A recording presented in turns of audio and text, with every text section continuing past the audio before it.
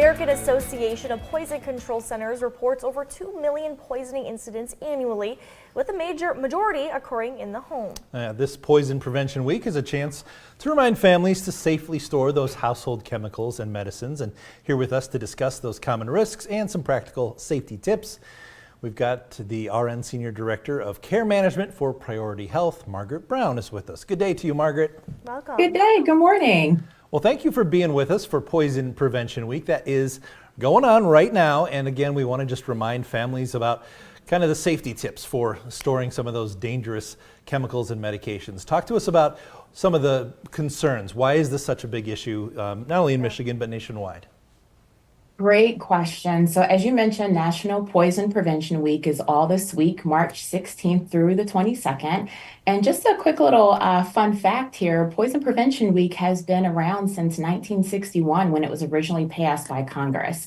And so it is so important for us to be able to educate the public on potential risks of poisoning, everyday items that people may have stored, improperly labeled, which we'll get into in a little bit, and really just try to protect against accidental poisonings, which, as you mentioned, Bill, occur in the home, and more than 2 million poisonings are reported to the Poison Control Center a year across the country. So ultimately, what we want to do is make people aware and help to mitigate any of the risks involved and ultimately save lives.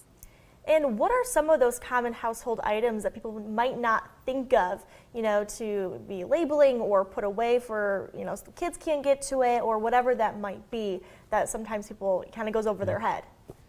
Yeah, great point. So we're looking at things like cleaning products. Many of them may have bleach or ammonia in them. There's also a great risks around medication, whether if you have your medication bottle just kind of out laying around, if it's not properly labeled, let's say you take your medications out and you put them in kind of like your week tracker and you don't necessarily know what they are or someone else doesn't know what they are. So common things like that, even things like nail polish remover that you may have around the house, and even some plants, if they're ingested, can also be poisonous as well. Wow. Margaret, I'm a generation ahead of Rachel here, but I remember growing up, we had the Mr. Yuck stickers on everything in the house. The green stickers that were just basically the warning sign to the kids to stay away from that.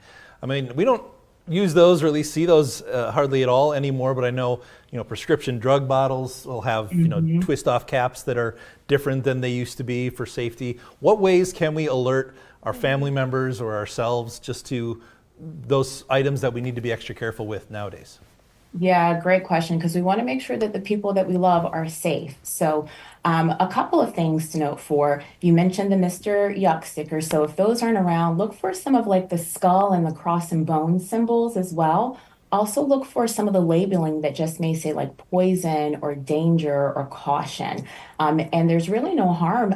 Let's say if you have a certain product and you transfer it to a different bottle, make sure that you're labeling specifically what that item is. And if it's not ingestible, say do not touch, do not drink. We want to make sure that we're using plain language to protect those around us. And in case of an emergency, if something, a child does get a hold of a certain medication, what are you suggesting the steps to take, a precaution or in case of an emergency? Yeah, so if you suspect poisoning, you want to act quickly. And so there is a poison helpline. It's an easy number to remember. It's 1-800-222-1222. And the line is open 24/7, 365 days a year. There are medical experts available during all of those hours to take questions, to even go through certain remedies that may be available, and even potential next steps that someone would need to take if they are experiencing any of the signs and symptoms of poisoning. Margaret, we'll come back to that phone number in a minute because I want parents out there to grab a pen and keep that handy. Yeah. It's one of those things that I think you could put in your phone now because if something ever does happen, you don't want to take the time to go online and try to look up a number and search search for that number. Just put it in your phone now, poison control, just to have it handy. So we'll come back to that one more time before we wrap up. But what do you want folks to know about not only the Awareness Week, but just where to go maybe for some resources on all of this?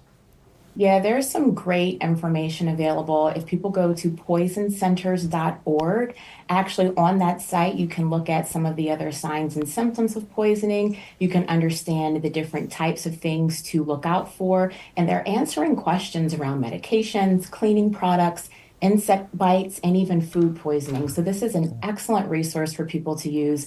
And when you go on the website, there is information there that lets you know how you can even put the information in your phone and text them so that you have information readily available. No, that's great. Yeah. Give us that phone number one more time if you would, Margaret. Absolutely. It's 1-800-222-1222. That's great. Yes, Great thank you information. so much. In our last few seconds here, what would you say is the most common kind of poisoning? Is it the medication, or is it, like you said, the cleaning supplies? Is there one that stands out above the rest? Honestly, I would say the cleaning supplies and the medication are probably the top two that come to mind. So again, keeping everything properly labeled is of the greatest importance and locked away, especially from small children. Yeah. Well, That's this has great. been great information. Thank you so much. We'll make sure to add all this information on our website as well. Margaret, thank you for being here with us this morning. Thank you for having me.